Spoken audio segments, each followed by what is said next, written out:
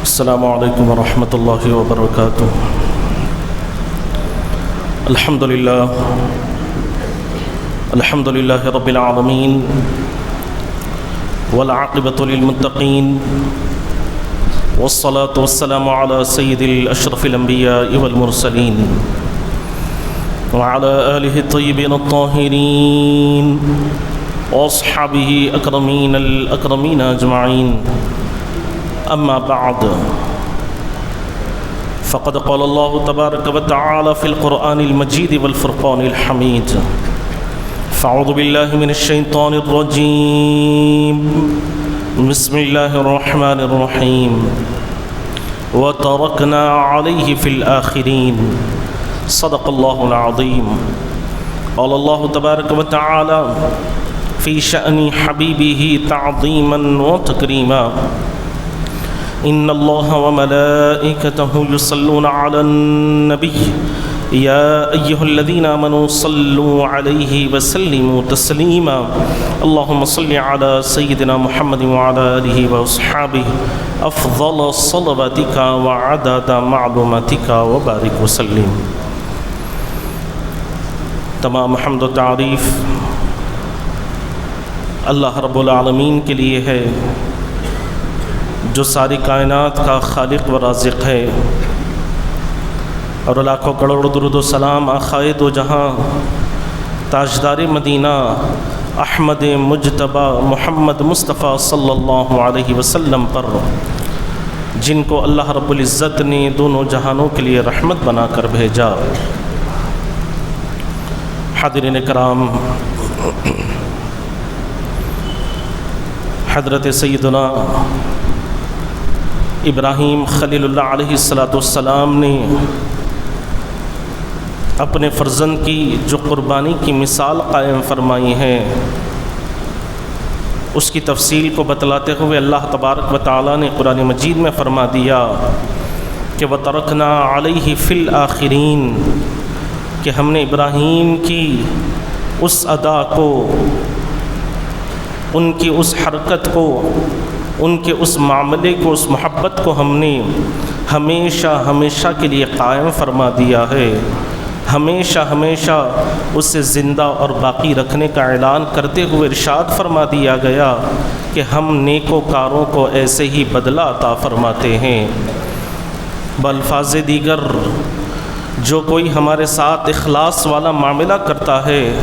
تو ہم اسے ہمیشہ ہمیشہ کے لیے زندہ اور جاوید بنا دیتے ہیں، ہمیشہ ہمیشہ کے لیے باقی رکھ دیتے ہیں۔ حاضرین کرام، میں نے فضائل قربانی کو بیان کرتے ہوئے عرض کیا تھا کہ جانور کو ذبح کرتے ہوئے بندہ گویا اس بات کا اقرار کرتا ہے کہ مولا میری قربانی کا یہ جانور تو ایک طرف ہے، اگر تیرا مطالبہ ہو جائے تو میں اپنی جان کو، اپنے مال کو، اپنی اولاد کو، ہر چیز کو تیرے نام پر قربان کرنے کے لیے تیار ہوں۔ اور یہی وہ اسپرٹ ہے، جب بندے کے اندر یہ کیفیت پیدا ہو جاتی ہے، جب یہ اسپرٹ بندے کے اندر پیدا ہو جاتی ہے کہ جیسا خالق کا حکم ہوگا مخلوق ویسے ہی کرے گی، تو اسی کی وجہ سے بندہ اللہ تبارک و تعالیٰ کی بارگاہ میں مقبول ہو جاتا ہے، اور اللہ تبارک و تعالیٰ اسے رفعتوں اور سربلندیوں پر سرفرازی اور کامیابی عطا فرماتے ہیں۔ اور جب بندے کے اندر یہ کیفیت پیدا ہو جائے کہ اللہ کا جو حکم ہوگا میں اس پر فوراً عمل کروں گا، اللہ ہی کی محبت میں ہر چیز کو قربان کرنے کے لیے تیار رہوں گا، جب یہ کیفیت پیدا ہو جاتی ہے تو وہ بے باک بے لاگ اپنے مقصد کی طرف رواں دوا رہتا ہے، اور اس کی زندگی کا مقصد حیات اللہ تبارک و تعالیٰ کی رضامندی ہے۔ اور حضرت ابراہیم خلیل اللہ علیہ السلام نے اسی مادے کی بنیاد رکھی جس کی انتہا آقائے دو جہاں صلی اللہ علیہ وسلم کے نواسے لخت جگر حضرت سیدنا امام حسین رضی اللہ عنہ کی ذات بابرکت پر مکمل ہوئی۔ حاضرین کرام، صوفیہ کرام فرماتے ہیں کہ حضرت اسماعیل علیہ السلام کے زبان ہونے میں بہت ساری حکمتیں اور مصلحتیں موجود ہے، اور حضرت ابراہیم خلیل اللہ علیہ السلام نے اپنے صاحبزادے کی قربانی کی جو مثال قائم فرمائی ہے، یہ واقعی اللہ تبارک و تعالیٰ کے نزدیک بے حد محبوب اور پسندیدہ ہے۔ اور اگر حضرت اسماعیل علیہ السلام ذبح ہو جاتے تو اللہ تبارک و تعالیٰ ہر ایک پر لازم فرما دیتے کہ وہ اپنے بڑے فرزند کی قربانی اللہ کے راہ میں پیش کرے، اپنے بڑے بیٹے کو اللہ کے نام پر قربان کرے۔ اور جب حاضرین کرام اللہ تبارک و تعالیٰ کا یہ حکم ہو جاتا تو ہر ایک پر اس پر عمل کرنا بھی ضروری ہو جاتا، اور اگر یہ حکم نافذ ہو جاتا تو پھر خاندان ہاشمی کی لاج اور آقائے دو جہاں صلی اللہ علیہ وسلم کی ذات بابرکت کا بھی یہی معاملہ رہا کہ آپ کے والد بزرگوار حضرت عبداللہ رضی اللہ عنہ بھی ذبح ہو جاتے۔ چنانچہ حضور پاک علیہ السلام نے فرمایا کہ انا ابن الذبحتین، میں دو ذبیحوں کا بیٹا ہوں، ایک تو میرے جد امجد حضرت اسماعیل علیہ السلام ہے، اور دوسرے میرے والد بزرگوار حضرت عبداللہ رضی اللہ عنہ ہے۔ اور اس اجمال کی تفصیل یہ ہے کہ امیر قریش رئیس مکہ متولی کعبہ حضرت عبد المطلب نے خواب دیکھا کہ کوئی منادی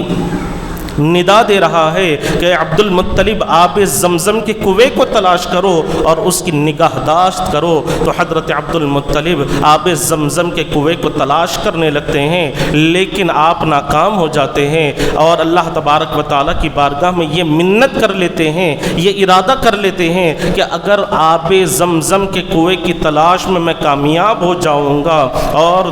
جب میں آب زمزم کے کنویں کو پالوں گا تو اپنے تمام بیٹوں میں سے ایک بیٹے کو اللہ کے نام پر قربان کر دوں گا، اس کی محبت میں اس کے نام پر قربان کر دوں گا۔ چنانچہ حضرت عبد المطلب کی یہ منت بہت جلد پوری ہو گئی۔ جب آپ آب زمزم کے کنویں کو تلاش کر لیے تو اس کی پاکی اور صفائی کے بعد اپنی منت کو پورا کرنے کی طرف متوجہ ہوئے، اپنے تمام بیٹوں کو بلایا اور بلا کر دیکھا تو ان تمام میں سب سے زیادہ خوبرو اور خوبصورت آقائے دو جہاں صلی اللہ علیہ وسلم کے والد محترم حضرت عبداللہ رضی اللہ عنہ ہے، اور حضرت عبد المطلب کا زیادہ تر قلبی میلان بھی انہی کی طرف تھا۔ چنانچہ آپ نے یہ ارادہ کر لیا کہ جب اللہ کے نام پر کوئی چیز قربان کی جا رہی ہے تو سب سے اچھی اور سب سے بہترین چیز کو قربان کرنا چاہیے۔ چنانچہ آپ نے حضرت عبداللہ رضی اللہ عنہ کا انتخاب فرما لیا، اور جب یہ انتخاب کا معاملہ حضرت عبداللہ رضی اللہ عنہ کے ننیال والوں تک پہنچا تو تمام خاندان کے لوگ آ گئے اور کہنے لگے کہ اے رئیس مکہ، اے متولی کعبہ، آپ اس طرح کا کوئی قدم نہ اٹھائیں، اگر آپ کو یہی اپنی منت کو پورا کرنا ہے تو قریب میں ایک راہب رہتا ہے، ہم اس کے پاس جائیں گے اور اس سے اس مسئلے کا حل دریافت کر لیں گے، یقیناً وہاں پر کوئی اس کی بہترین صورت نکل کر آ جائے گی۔ چنانچہ حضرت عبد المطلب بھی تیار ہو جاتے ہیں اور قریب راہب کے پاس جا کر اس مسئلے کا حل دریافت کرنے لگتے ہیں۔ تو راہب نے کہا کہ حضرت عبداللہ کے نام کے ساتھ اونٹوں کا نام بھی خرا میں ڈالا جائے، اور اس وقت تک خرا اٹھاتے رہو جب تک حضرت عبداللہ کے نام کے بجائے اونٹوں کا نام خرا میں نہ نکلے۔ چنانچہ حاضرین کرام اس راہب کی بات پر عمل کیا گیا اور خرا اندازی کی گئی۔ جب بھی خرا اٹھایا جاتا ہے تو ہر بار حضرت عبداللہ رضی اللہ عنہ کا نام نکلتا ہے۔ آخر کار 10ویں مرتبہ حضرت عبداللہ رضی اللہ عنہ کے نام کے بجائے قرآن میں اونٹوں کا نام نکلتا ہے۔ تو حضرت عبد المطلب اللہ کے نام پر 100 اونٹوں کی قربانی دیتے ہیں، اور اس طرح آپ نے اپنی منت کو، ارادے کو پورا کر لیا، اور اس میں حضرت عبداللہ رضی اللہ عنہ ذبح ہونے سے بچ گئے۔ تو حاضرین کرام، اس میں بھی اللہ تبارک و تعالیٰ کی بہت بڑی حکمت اور مصلحت موجود ہے، کیونکہ وہ ذات جس کے لیے حضرت ابراہیم خلیل اللہ نے دعا مانگی تھی، وہ ذات جس کی بشارت بشارت حضرت موسیٰ کلیم اللہ نے دی تھی، وہ ذات جن کے امتی بننے کی تمنا حضرت عیسیٰ روح اللہ نے کی تھی، کئی انبیاء کرام و مرسلین جس ذات کی غلامی کو انعام ربانی سمجھتے تھے، اس ذات کا حضرت عبداللہ سے پیدا ہونا اور اس کائنات کو نور حق سے روشن کرنا مقدر ہو چکا تھا۔ حضرت عبد المطلب نے جب اللہ کو راضی کرنے کے لیے آپ اپنے بیٹے کو قربان کرنے کے لیے تیار ہو گئے تو اللہ تبارک و تعالیٰ نے اس طرح اپنے آپ کو اپنی منت کو پورا کرنے کا طریقہ بھی بتلا دیا، اور آپ کی عزت افزائی اس انداز سے فرمائی گئی، اس احسان عظیم سے فرمائی گئی کہ آپ کے خاندان میں دریائے رسالت و نبوت کے در یکتا پیدا ہوئے، اور آقائے دو جہاں صلی اللہ علیہ وسلم جب دنیا میں تشریف لائے تو حضور پاک علیہ السلام نے بھی اپنی امت کو یہی تعلیم دی، یہی پیغام دیا کہ اللہ تبارک و تعالیٰ کی رضا مندی حاصل کرنے کے لیے ہر وہ کام کر گزرو جس کا مطالبہ اللہ تبارک و تعالیٰ تم سے کرے، جس کی طلب اللہ تبارک و تعالیٰ تم سے کرے، ہر وہ کام کر گزرنے کی کوشش کیا کرو۔ اور خود حضور پاک علیہ السلام کی ساری حیات طیبہ میں بے شمار ایسی عظیم قربانیاں موجود ہے، اور پھر آپ کے جانثاروں نے بھی اس پر عمل کیا، اور آقائے دو جہاں صلی اللہ علیہ وسلم کے جانثاروں میں لا تعداد ایسے ہیں کہ جنہوں نے اسی آسمان کے نیچے، اسی زمین کے اوپر ایسے ایسے کارہائے نما سر انجام دیے ہیں کہ جن کی مثال تاریخ عالم میں ملنا دشوار ہے۔ چنانچہ حضرت ابوبکر صدیق رضی اللہ عنہ کی صاحبزادی حضرت اسماء رضی اللہ عنہا کی ذات بابرکت ہی کو لے لیجئے کہ ماں ہو تو حضرت اسماء رضی اللہ عنہا جیسی ماں ہونی چاہیے کہ ایسی ماؤں پر ہزاروں زندگیاں قربان ہیں، ایسی ماں کے لیے ہزاروں زندگیاں قربان ہیں۔ حضرت اسماء رضی اللہ عنہا کے صاحبزادے حضرت عبداللہ ابن زبیر رضی اللہ عنہ جو حجاج بن یوسف ثقفی کے ساتھ مقابلے میں برسر پیکار تھے، ایک ایک کر کے سارے ساتھی ختم ہونے لگے، اور کچھ ایسے بھی تھے جو حجاج بن یوسف ثقفی کی فوج میں جا کر مل گئے۔ حضرت عبداللہ ابن زبیر رضی اللہ عنہ آخری مرتبہ اپنے والد محترمہ کی قدم بوسی کے لیے تشریف لاتے ہیں۔ یہ اس وقت کا معاملہ ہے کہ جب حضرت اسماء رضی اللہ عنہا بالکل بوڑھی ہو چکی تھی، ضعیف ہو چکی تھی، آنکھوں کی روشنی بینائی بھی ختم ہو چکی تھی۔ جب حضرت عبداللہ ابن زبیر اپنے والدہ کی قدم بوسی کے لیے آتے ہیں اور اپنے والدہ کی قدم بوسی کرتے ہیں، آپ کی والدہ محترمہ جب آپ کو اپنے سینے سے لگاتی ہیں تو حضرت عبداللہ ابن زبیر رضی اللہ عنہ نے اپنے جسم پر زرہ پہنا ہوا تھا جو عام طور پر اس وقت جنگ میں استعمال کیا جاتا ہے، جنگی لباس آپ نے پہنا ہوا تھا۔ جب آپ کی والد محترمہ کا ہاتھ اس جنگی لباس پر پہنچتا ہے تو خدا سے سچی محبت کرنے والی، حضور سے سچی محبت کرنے والی عاشقہ نے فرمایا کہ بیٹا اللہ کی راہ میں جان قربان کرنے والے اس طرح کا کوئی لباس پہنا نہیں کرتے، اللہ کے نام پر وہ قربان ہو جایا کرتے ہیں۔ تو حضرت عبداللہ ابن زبیر رضی اللہ عنہ نے عرض کیا کہ امی جان،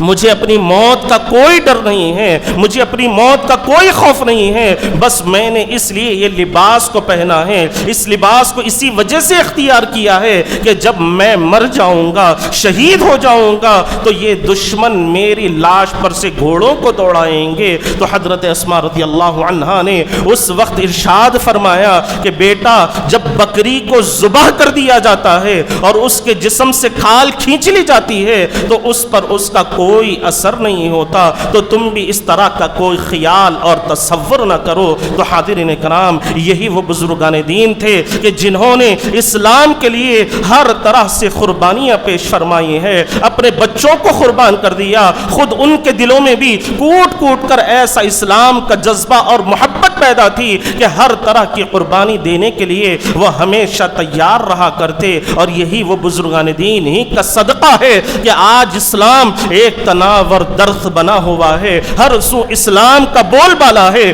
دنیا کے چپے چپے میں آج لا الہ الا اللہ محمد الرسول اللہ کے جو نعرے بلند ہو رہے ہیں، یہی وہ بزرگان دین کے قربانیوں کا طفیل ہے۔ تو حاضرین کرام، آقائے دو جہاں صلی اللہ علیہ وسلم نے ہمیں یہی تعلیم فرمائی ہے، قیامت تک کے تمام مسلمانوں کو یہی درس دیا ہے کہ اللہ تبارک و تعالیٰ کی رضا مندی حاصل کرنے کے لیے ہر وہ کام کر گزرو جس کا مطالبہ اللہ تبارک و تعالیٰ تم سے کرے، جس کی خواہش اللہ تبارک و تعالیٰ تم سے کرے۔ اور خود حضور پاک علیہ السلام نے بھی کر دکھایا، اور آپ نے نہ صرف آپ نے قربانیاں پیش فرمائیں بلکہ اپنے گھر کے تمام افراد کو قربانیوں کا اہل بنا دیا۔ چنانچہ حضور پاک علیہ السلام کے نواسے حضرت امام حسن رضی اللہ عنہ کی سیرت مبارکہ میں آتا ہے کہ جب حضرت علی رضی اللہ عنہ کا وصال باکمال ہو چکا تھا تو حامیان علی ایک طرف کھڑے ہو گئے اور حضرت امیر معاویہ کو چاہنے والے ایک طرف کھڑے ہو گئے، اور کچھ ایسے بھی تھے کہ جنہوں نے حضرت امیر معاویہ رضی اللہ عنہ کے خلافت کو تسلیم کر لیا تھا، اور ادھر حضرت علی سے محبت کرنے والوں نے حضرت امام حسن رضی اللہ عنہ کو اپنا خلیفہ تسلیم کر لیا تھا۔ آخر ایسا وقت بھی آیا کہ دونوں بزرگوں کے درمیان میں اعلان جنگ ہو جاتا ہے، اور جنگ کی تیاریاں ہو جاتی ہے، تمام فوجیں جمع ہو جاتی ہیں، دونوں طرف ہزاروں کی تعداد میں فوجیں موجود ہے، اور ایک ہی خدا کا نام لینے والے ہیں، ایک ہی رسول کے دین کو ماننے والے ہیں، ایک ہی رسول کی اطاعت کرنے والے ہیں۔ دم بھر میں ان کلمہ توحید کے پڑھنے والوں کی تلواریں آپس میں ٹکرا جاتی۔ حضرت امام حسن رضی اللہ عنہ سامنے تشریف لاتے ہیں اور ارشاد فرماتے ہیں کہ میں حضرت امیر معاویہ رضی اللہ عنہ سے ملاقات کرنا چاہتا ہوں، ان سے ملنا چاہتا ہوں۔ یہ بات سن کر حضرت امیر معاویہ رضی اللہ عنہ بھی سامنے تشریف لائے تو حضرت امام حسن رضی اللہ عنہ نے ارشاد فرمایا کہ اے امیر معاویہ رضی اللہ عنہ، آپ اپنا ہاتھ سامنے آگے بڑھائیں، میں آپ کو اپنا خلیفہ تسلیم کرتا ہوں۔ اور اس کے بعد پھر آپ نے دونوں فوجوں کی طرف مخاطب ہو کر ارشاد فرمایا کہ اے مسلمانوں، تم گواہ رہنا کہ اگر خلافت حضرت امیر معاویہ کا حق تھا تو یہ ان تک پہنچ گیا، اور خلافت میرا حق تھا تو میں نے اس کو ان کو ہبہ کر دیا ہے۔ تو مورخین بیان فرماتے ہیں کہ حضرت امام حسن رضی اللہ عنہ کی قربانی کا یہ واقعہ شق شدہ سورج کو بھی، شق شدہ چاند کو بھی جوڑنے سے زیادہ مشکل اور دشوار تھا۔ حاضرین کرام، حضرت امام حسن رضی اللہ عنہ نے دو گروپوں میں صلح کروا دی ہے، اپنی امارت کو آپ نے قربان فرما دیا، اپنی خلافت کو قربان فرما دیا، محض آقائے دو جہاں صلی اللہ علیہ وسلم کے چاہنے والوں کو بچانے کے لیے، اسلام کی بنیادوں کو مضبوط کرنے کے لیے آپ نے اپنی یہ قربانی پیش فرمائی۔ تو حاضرین کرام، حضرت ابراہیم خلیل اللہ علیہ السلام کی قائم کردہ اس قربانی کا جب مادہ ہم اپنے اندر پیدا کرتے ہیں تو ہمارے لیے یہ ضروری ہے کہ ہمارے اندر اخلاص پیدا ہو جائے، للہیت پیدا ہو جائے، اور یاد رکھیں کہ کوئی بھی عمل اگر بغیر اخلاص کے ساتھ کیا جائے گا تو اللہ تبارک و تعالیٰ کی بارگاہ میں وہ مقبول اور قبول ہونے والا نہیں ہے، اللہ تبارک و تعالیٰ اسے قبول نہیں فرمائیں گے۔ اس لیے احادیث مبارکہ سے یہ پتہ چلتا ہے کہ آقائے دو جہاں صلی اللہ علیہ وسلم نے ارشاد فرمایا کہ اللہ تبارک و تعالیٰ نہ تمہارے قیمتی کپڑوں کو، لباس کو دیکھتا ہے، نہ تمہاری مال و دولت کو دیکھتا ہے، نہ اللہ تبارک و تعالیٰ تمہارے خوبصورت چہروں کو دیکھتا ہے۔ اگر اللہ تبارک و تعالیٰ دیکھتے ہیں تو تمہاری نیتوں کو دیکھتے ہیں، تمہارے اخلاص کو دیکھتے ہیں۔ تو جس کی نیت اچھی ہوگی تو اس کا عمل اللہ تبارک و تعالیٰ کی بارگاہ میں قابل قبول ہوگا، اللہ کی بارگاہ میں وہ شرف قبولیت عطا ہوگا۔ تو حاضرین کرام، ہمیں چاہیے کہ ہم جب بھی کوئی عمل کریں تو ہمارا اس کے ساتھ مقصد یہی ہونا چاہیے کہ ہمارے اس عمل سے اللہ تبارک و تعالیٰ راضی ہو جائیں، ہمارے اس عمل سے اللہ اور اس کے حبیب کی رضا مندی ہمیں حاصل ہو جائے۔ اور یہ حدیث پاک کو ہمیشہ ذہن نشین رکھیں کہ اللہ تبارک و تعالیٰ نہ ہمارے قیمتی کپڑوں کو دیکھتے ہیں، نہ ہمارے خوبصورت چہروں کو دیکھتے ہیں، نہ ہماری مال و دولت کو دیکھتے ہیں۔ اگر دیکھتے ہیں تو نیتوں اور اخلاص کو اللہ تبارک و تعالیٰ دیکھتے ہیں، دلوں کی کیفیت کو اللہ تبارک و تعالیٰ دیکھتے ہیں، تو ہمیں چاہیے کہ ہر معاملے میں اللہ تبارک و تعالیٰ کی رضامندی حاصل کرنے کی کوشش کریں، ہر چیز میں اللہ تبارک و تعالیٰ اور اس کے حبیب کو خوش کرنے کی کوشش کریں، اور جب یہ کیفیت ہمارے اندر پیدا ہو جائے گی تو یقیناً ہمارا ہر عمل اللہ کی بارگاہ میں شرف قبولیت حاصل کرنے والا ہوگا، اور دنیا کی نعمتیں بھی ہمیں حاصل ہوگی اور آخرت کی بھی نعمتوں سے اللہ تبارک و تعالیٰ ہمیں سرفراز فرمائے گا۔ تو حضرت ابراہیم خلیل اللہ علیہ السلام کی ساری حیات طیبہ سے ہمیں یہی پیغام، یہی میسج ملتا ہے۔ آپ نے اپنی زندگی میں جتنی بھی قربانیاں پیش فرمائی ہیں اس کے ساتھ آپ کا مقصد یہی رہا کہ اللہ تبارک و تعالیٰ میرے اس عمل سے راضی ہو جائے، میرے اس عمل سے اللہ تبارک و تعالیٰ خوش ہو جائے۔ جب اللہ تبارک و تعالیٰ کی بارگاہ میں آپ نے اخلاص کے ساتھ، للہیت کے ساتھ ان قربانیوں کو پیش فرمایا تو اللہ تبارک و تعالیٰ نے قرآن مجید میں بیان فرما دیا کہ وَتَرَكْنَا عَلَيْهِ فِي الْآخِرِينَ إِنَّا كَذَلِكَ نَجْزِي الْمُحْسِنِينَ، کہ ہم نیکوکاروں کو ایسے ہی بدلہ عطا فرماتے ہیں کہ ان کی ہر ادا کو، ان کی ہر حرکت کو، ان کے ہر کام کو قیامت تک کے لیے ہم زندہ جاوید بنا دیتے ہیں، ان کے ہر معاملے کو ہم قیامت تک کے لیے زندہ جاوید رکھ دیتے ہیں۔ تو حاضرین کرام، ہمیں بھی چاہیے کہ ہم جب بھی کوئی عمل کریں اللہ تبارک و تعالیٰ کو راضی کرنے کی نیت ہونی چاہیے۔ اگر اس میں کسی قسم کا دکھاوا ہوگا یا شہرت پانے کا اگر کسی بھی قسم کا اس میں کوئی چیز اگر وہاں پر داخل ہو جائے گی تو یاد رکھیں کہ وہ عمل ہمارا دنیا تک ہی محدود رہ جائے گا، آخرت میں ہمیں اس کا کوئی بدلہ ملنے والا نہیں ہے، کوئی انعام ہمیں حاصل ہونے والا نہیں ہے۔ آخر میں دعا ہے کہ جو کچھ کہا گیا، جو کچھ سنا گیا، اس پر اللہ تبارک و تعالی ہم تمام کو عمل کرنے کی توفیق عطا فرمائے، اور جس طرح حضرت ابراہیم خلیل اللہ علیہ السلام نے اپنے رب کو راضی کرنے کے لیے جو قربانیوں کی مثال قائم فرمائی ہے، ایسے ہی اللہ تبارک و تعالی ہمارے دلوں میں بھی جذبہ پیدا فرمائے اور ہمارے ہر عمل میں اللہ تبارک و تعالی اخلاص اور للہیت کو عطا فرمائے۔ وآخر دعوانا ان الحمد للہ رب العالمین۔